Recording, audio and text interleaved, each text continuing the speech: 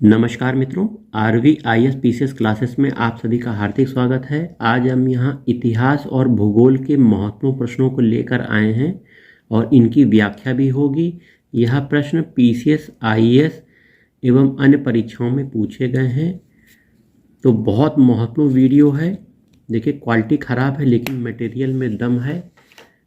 शुरुआत करते हैं पहले प्रश्न से। निम्नलिखित में से किसने सोम प्रकाश नामक समाचार पत्र शुरू किया था? बहुत इंपॉर्टेंट प्रश्न है। ईश्वर चंद्र विद्यासागर ने सोम प्रकाश नामक समाचार पत्र प्रारंभ किया था, याद कर लीजिए। बांग्ला साप्ताहिक सोम प्रकाश था। कौन सा था? बांग्ला भाषा का साप्ताहिक सोम प्रकाश था। 1859 में ईश्वर चंद्र विद्यासागर ने प्रारंभ किया था। इस समाचार पत्र ने नील आंदोलन के किसानों के हितों का समर्थन किया था। देखिए, आईएएस का प्रश्न 2007 में पूछा गया है, तो पहला प्रश्न आईएएस का शुरुआत हो गई। आइए दूसरे प्रश्न पे आ जाते हैं। निम्नलिखित में से किन समाचार पत्रों ने भारतीय स्वतंत्रता संग्राम काल में क्रांतिकारी आतंकवाद की वकालत की? तो संध्या, युगांतर और काल। तो ये तीनों समाचार पत्र ने क्रांतिकारी आतंकवाद की वकालत की थी, तो डी ऑप्शन सही है। ठीक है, तीनों समाचार पत्र क्रांतिकारी आतंकवाद की वकालत करते थे। आइए बिहार पीसीएस में पूछे गए प्रश्न को देख लेते हैं। निम्नलिखित अखबारों में से कौन सा मुख्यतः उदारवादियों की नीतियों का प्रचारक था? तो लीडर उदारवादी नीतियों का प्रचारक समाचार पत्र है। फ्री प्रेस जर्नल की एक न्यूज एजेंसी थी। यंग इंडिया की स्थापना एनी बेसेंट ने की थी। लीडर समाचार पत्र के माध्यम से उदारवादी अपनी नीतियों का प्रचार प्रसार करते थे। आइए यूपी पीसीएस प्री 2005 में पूछा गया प्रश्न है। निम्नलिखित में से किस भाषा में द इंडियन ओपिनियन पत्र नहीं छापा गया? तो द इंडियन ओपिनियन पत्र कई भाषाओं में छापा गया था, जिसमें गुजराती, अंग्रेजी और तमिल भी था। उर्दू में नहीं छापा गया था। डी ऑप्शन सही है। महात्मा गांधी ने दक्षिण अफ्रीका से इंडियन ओपिनियन नामक पत्र का प्रकाशन शुरू किया। यह पत्र गुजराती, हिंदी, तमिल और अंग्रेजी में निकलता था। 4 भाषाओं में, याद रखिएगा, गुजराती, हिंदी, तमिल और अंग्रेजी में। आइए, इंडियन ओपिनियन पत्र के प्रथम संपादक कौन थे? मनसुख लाल नजर प्रथम संपादक। इंडियन ओपिनियन महात्मा गांधी द्वारा दक्षिण अफ्रीका से वर्ष 1903 में प्रारंभ की गई पत्रिका थी, जिसके प्रथम संपादक मनसुख लाल नजर थे। यह नटाल कांग्रेस के सचिव थे। यह पत्रिका गुजराती, हिंदी, तमिल और अंग्रेजी में प्रकाशित होती थी। आइए, एक साप्ताहिक के रूप में यंग इंडिया का शुभारंभ किया गया था। यंग इंडिया का शुभारंभ होम रूल पार्टी ने शुरू किया था। यंग इंडिया बंबई से द्विसाप्ताहिक के रूप में प्रकाशित होता था। 7 मई 1919 में यह अहमदाबाद से साप्ताहिक रूप से प्रकाशित होने लगा। यह यहाँ के प्रारंभिक संस्करणों में जमुना दास, द्वारका दास तथा शंकरलाल बैंकर इसके संपादक रहे थे। 8 अक्टूबर 1919 में यंग इंडिया के संपादक महात्मा गांधी बने। जमुना दास, द्वारका दास तथा शंकरलाल बैंकर एनी बेसेंट की होम रूल के सदस्य थे। आइए अगला प्रश्न है। भारतीयों द्वारा अंग्रेजी भाषा में प्रकाशित प्रथम समाचार पत्र था? तो भारतीयों द्वारा अंग्रेजी भाषा में प्रकाशित प्रथम समाचार पत्र हिंदू पैट्रियट था। किसी भी भारतीय द्वारा अंग्रेजी में प्रकाशित प्रथम समाचार पत्र गंगाधर भट्टाचार्य का साप्ताहिक बंगाल गजट था। ठीक है, भारतीय द्वारा दिए गए विकल्प में हिंदू पैट्रियट भारतीय द्वारा अंग्रेजी में प्रकाशित प्रथम समाचार पत्र था। इन विकल्पों में से आपका हिंदू पैट्रियट था। इसके प्रकाशन 1853 में हुआ था। इस समाचार पत्र के प्रथम संपादक गिरीश चंद्र घोष थे। हरिचंद मुखर्जी एवं कृष्णपाल दास ने भी इसके संपादक रहे हैं। ठीक है, आइए अगला इंपॉर्टेंट प्रश्न है जो कि बार बार पूछा जाता है। नील आंदोलन का जमकर समर्थन करने वाले हिंदी पैट्रियट के संपादक कौन हैं? तो हरिचंद मुखर्जी इनके संपादक हैं। नील आंदोलन की खास बात यह था कि बंगाल के उस समय के बुद्धिजीवियों ने भी इसमें सक्रिय भूमिका निभाई और संघर्षरत किसानों के समर्थन में सशक्त अभियान चलाया था।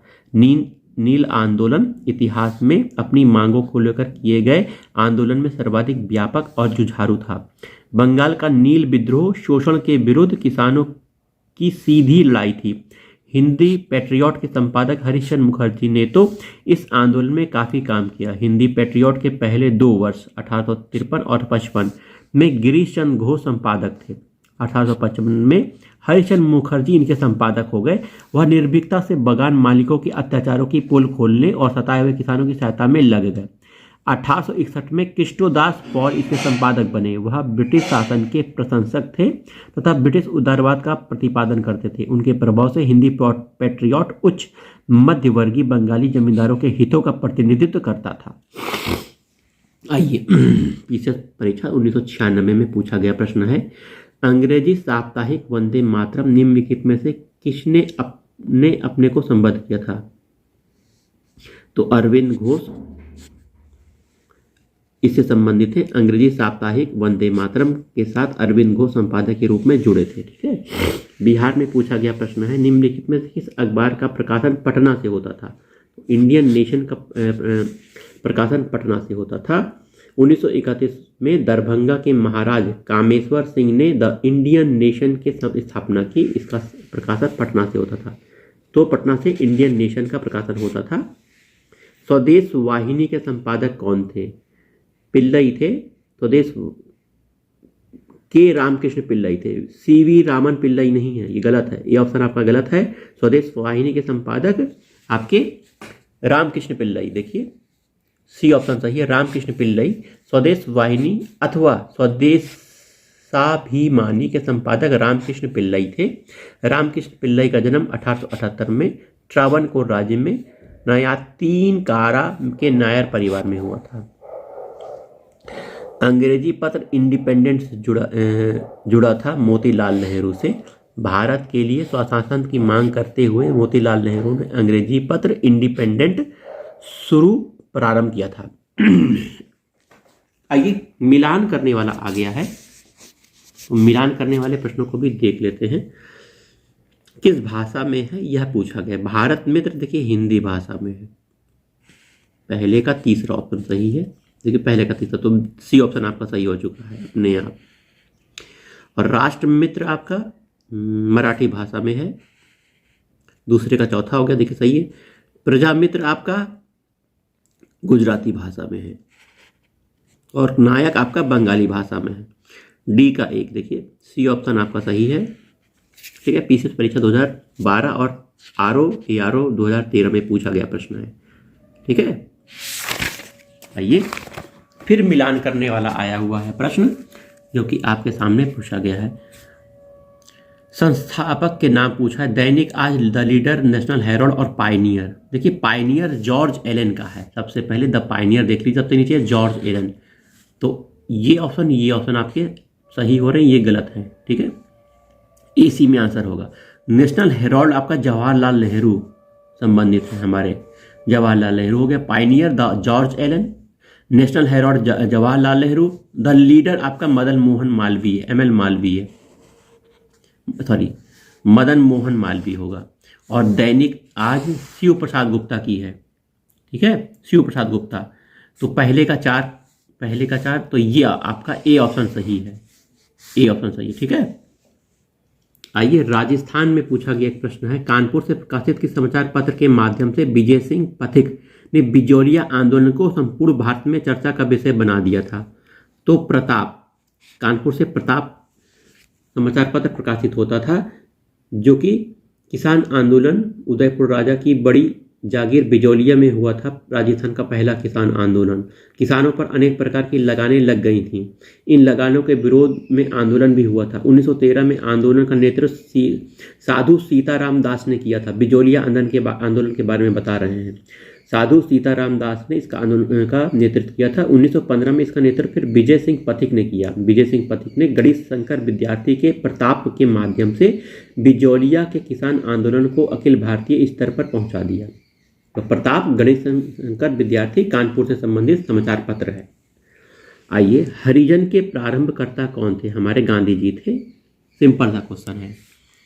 गांधी जी ने साप्ताहिक समाचार पत्रों के रूप में हरिजन अंग्रेजी में, हरिजन बंधु गुजराती में, हरिजन सेवक हिंदी में प्रारंभ किया था। देखिए हरिजन अंग्रेजी में था, हरिजन बंधु गुजराती भाषा में था, हरिजन सेवक हिंदी में प्रारंभ किया था। आइए, गांधी जी द्वारा शुरू किया गया एक साप्ताहिक पत्र हरिजन का प्रथम अंक 1933 में निम्नलिखित शहरों में से कहाँ से प्रकाशित हुआ था? तो पुणे, आज पुणे है, ठीक है, पुणे से प्रकाशित हुआ था।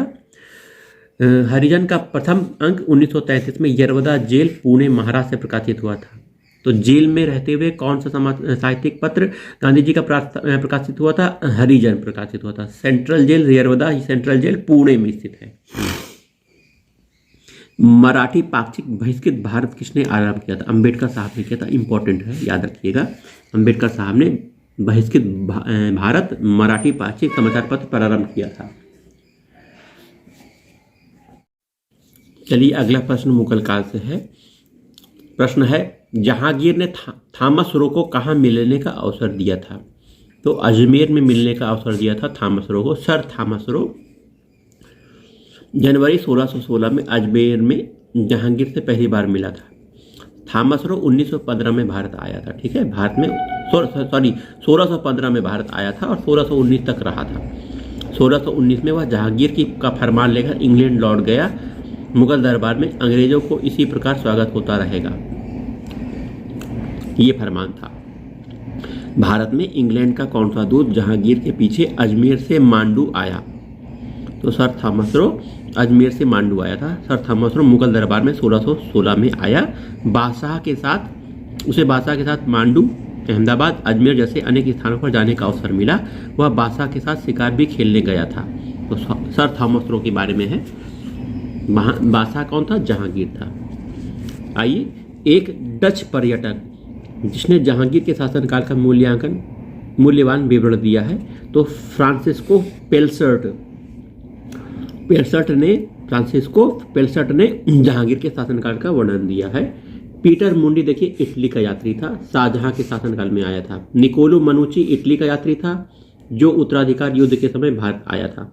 विलियम हॉकिंस जहांगीर के समय आया था। ब्रिटिश राजा जेम्स प्रथम के राजदूत के रूप में भारत आया था विलियम हॉकिंस। 1608 में विलियम हॉकिंस भारत आया था।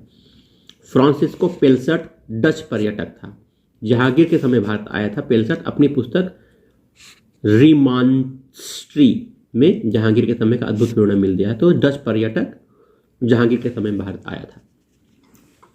आइए, जहांगीर को कहाँ दफन किया गया था? लाहौर में इसे दफना दिया गया था मरने के बाद। मुगल चित्रकला किसके शासनकाल में अपनी पराकाष्ठा पे थी? तो जहांगीर के शासनकाल में मुगल चित्रकला अपने पराकाष्ठा में थी। देखिए आईएएस का प्रश्न पूछा गया है ये 1996 में। इसकी व्याख्या हम देख लेते हैं। मुगल चित्रकला जहांगीर के शासनकाल में अपनी पराकाष्ठा पर पहुंच गई थी। पहले चित्रकारी हस्तलिखित ग्रंथों की विषय वस्तु से संबद्ध होती थी। जहांगीर ने उसे बंधन से मुक्त कर दिया। जहांगीर के समय फारूक बेग, दौलत, मनोहर, मंसूर, अबुल हसन आदि उसके काल के ऐसे चित्रकार थे जिन्होंने अपनी कलात्मक प्रतिभा की बदौलत मुगल चित्रकला के इतिहास में अपना नाम स्वर्ण अक्षरों में अंकित करवा लिया। जहांगीर के समय सर्वोच्च चित्रकार उस्ताद मंसूर, अबुल हसन थे। सम्राट जहांगीर ने उन दोनों को क्रमशः उस्ताद मंसूर को नादिर उल अस्त्र, ठीक है, तथा नादिर उल जमा अबुल हसन को ये उपाधि प्रदान की थी। दो उपाधियां हैं ये। उस्ताद मंसूर प्रसिद्ध पक्षी विशेषज्ञ चित्रकार था, जबकि अबुल हसन को व्यक्ति के चित्र की महारत हासिल थी, ठीक है। तो देखिए, निम्नलिखित चित्रकारों में से किसने जहांगीर ने नादिर उल उज्जमा की पदवी दी थी? तो अबुल हसन को दी थी, जो कि व्यक्ति के चित्र बनाता था, ठीक है। आइए, इंपॉर्टेंट प्रश्न है चित्तौड़ की संधि पर है। देखिए, मुगल और मेवाड़ के राणा के मध्य चित्तौड़ की संधि किस शासक के शासनकाल में हस्ताक्षरित हुई थी? जहांगीर के शासनकाल में यह हस्ताक्षरित हुई थी। चित्तौड़ की संधि के बारे में देख लेते हैं। 1615 में राणा अमर सिंह मुगल बादशाह जहांगीर के मध्य चित्तौड़गढ़ की संधि हुई। राणा ने मुगल बादशाह की अधीनता स्वीकार कर ली। बादशाह जहांगीर ने राणा को चित्तौड़ समेत समस्त भूभाग वापस भी कर दिया जो अकबर के समय मुगल आधिपत्य में थे, ठीक। तो चलिए, इतिहास के प्रश्न हो गए, थोड़ा भूगोल के प्रश्न को देख लेते हैं। प्रश्न है, नदी है, काला सागर में गिरने वाली नदी द्वय कौन सी है? तो नीपर और डेन्यूब दोनों नदियां ये काला सागर में गिरती हैं। देखिए, नीपर नदी यह मास्को रूस के पश्चिम भाग में उद्गमित होकर काला सागर में मिल जाती है, नीपर नदी। डेन्यूब नदी यह यूरोप की दूसरी सबसे लंबी नदी है। डेन्यूब के बारे में, यूरोप की दूसरी सबसे लंबी नदी है। इसका उद्गम जर्मनी से होता है। यह काला सागर में मिल जाती है। ठीक है। वोल्गा नदी यूरोप की सबसे लंबी नदी, पहले नंबर की यूरोप की वोल्गा, फिर उसके बाद डेन्यूब है। इसका उद्गम वल्दाय पहाड़ियों से होता है। वोल्गा नदी का उद्गम वल्दाय पहाड़ियों से होता है तथा यह कैस्पियन सागर में मिल जाती है। यूराल नदी के बारे में देख लीजिए। दक्षिण यूराल पर्वत से उद्गमित होकर यह कैस्पियन सागर में मिलती है। तो कैस्पियन सागर में आपकी वोल्गा और यूराल नदी मिलती है। आइए, वोल्गा नदी कहाँ गिरती है? तो वोल्गा नदी आपकी कैस्पियन सागर में गिरती है। बी ऑप्शन सही है। आइए, निम्नलिखित में से नदी भ्रंश घाटी से बहती है।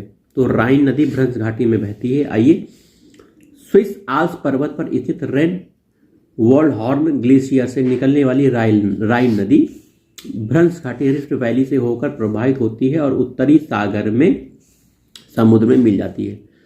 ठीक है। आइए, निम्नलिखित में कौन सा एशिया से संबंधित नहीं है? तो नाइजर नदी एशिया से संबंधित नहीं है। ठीक है। इसके थोड़ा व्याख्या देख लीजिए। लोप नदी चीन में स्थित एक लवड़ी नदी है। लोप नदी कहाँ बहती है? चीन में।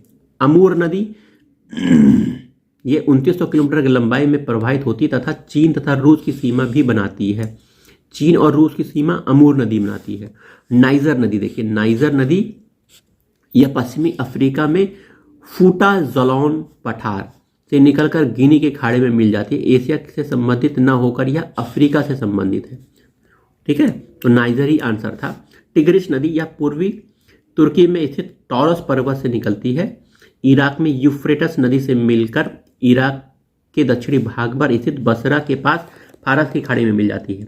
आइए, अगला प्रश्न है, अफ्रीका की कौन सी नदी मकर रेखा को 2 बार काटती? तो लिम्पोपो नदी, याद रखिएगा, लिम्पोपो मकर रेखा को, किस रेखा को? मकर रेखा को 2 बार काटती है, अफ्रीका में बहती है। वह देश जो अरीय अपवाह का उदाहरण प्रस्तुत करता है तो श्रीलंका।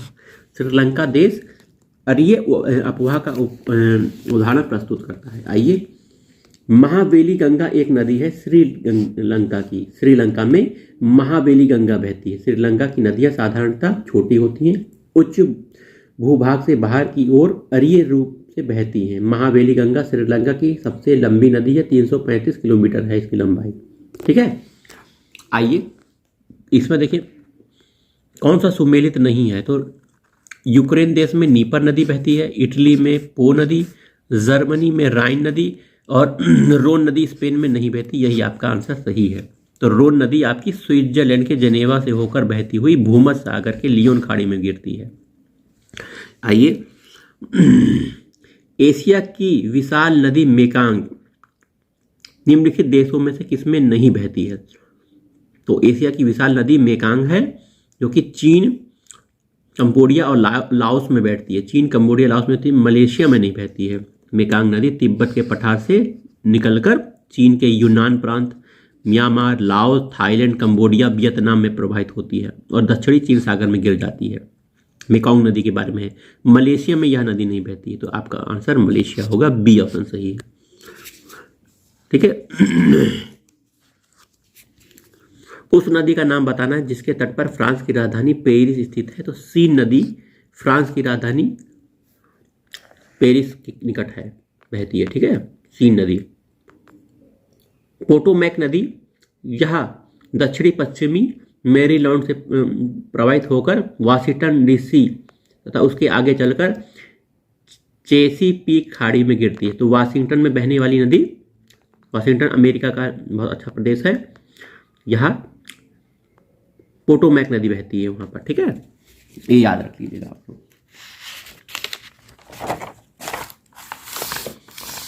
आइए कुछ थोड़े और प्रश्नों को ले लेते हैं। अगुलहास धारा बहती है, देखिए हिंद महासागर में अगुलहास धारा बहती है, याद रखिएगा अगुलहास धारा हिंद महासागर में बहती है। इसकी व्याख्या देखकर हम आगे बढ़ते हैं। अगुलहास धारा दक्षिणी हिंद महासागर में प्रवाहित होने वाली गर्म जल धारा है। इसकी उत्पत्ति इस प्रकार होती है। दक्षिणी विषुवतरेखीय हिंद महासागरीय धारा की एक शाखा मोजाम्बिक चैनल से होकर दक्षिण की ओर प्रभावित होती है, इसे मोजाम्बिक धारा कहते हैं। और 30 डिग्री दक्षिण में जाने पर दक्षिणी विषुवतरेखीय धारा की एक शाखा मोजाम्बिक धारा से मिल जाती है। इन्हीं दोनों धाराओं की संयुक्त धारा को अगुलहास धारा बोलते हैं, जो कि हिंद महासागर में बहती है। यह अफ्रीका के दक्षिण छोर तक प्रभावित होती है, आगे चलकर पूर्व से मुड़कर पछुआ पवन ड्रिफ्ट में मिल जाती है। ठीक है, अब देखिए इनमें से कौन सी शीत धारा है। तो गल्फ स्ट्रीम गर्म है, ब्राजील धारा गर्म है, क्यूरोसिया गर्म है, जबकि हम्बोल्ट धारा, पेरुवियन धारा, ये आपकी शीत धारा है। पेरुवियन हम्बोल्ट धारा शीत धारा है। आइए, जो महासागरीय धारा शेष 3 से भिन्न है, बेंगोला दक्षिण मध्य रेखीय धारा और ब्राजीलियन धारा एक समान है, जबकि पेरुवियन धारा आपकी जो कि हम्बोल्ट धारा कही जाती है, पेरुवियन हम्बोल्ट धारा ये भिन्न है, ये शीत धारा है, जबकि ये सब गर्म धाराएं हैं। पेरुवियन धारा को छोड़कर सभी अन्य धाराओं से भिन्न है। ठीक है,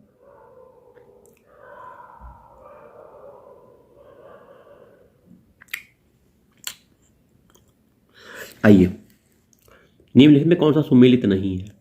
तो ब्राजील धारा दक्षिण अटलांटिक महासागर से संबंध, बिल्कुल सही। हम्बोल्ट धारा यह गलत है। ठीक है, आंसर आपका बी होगा।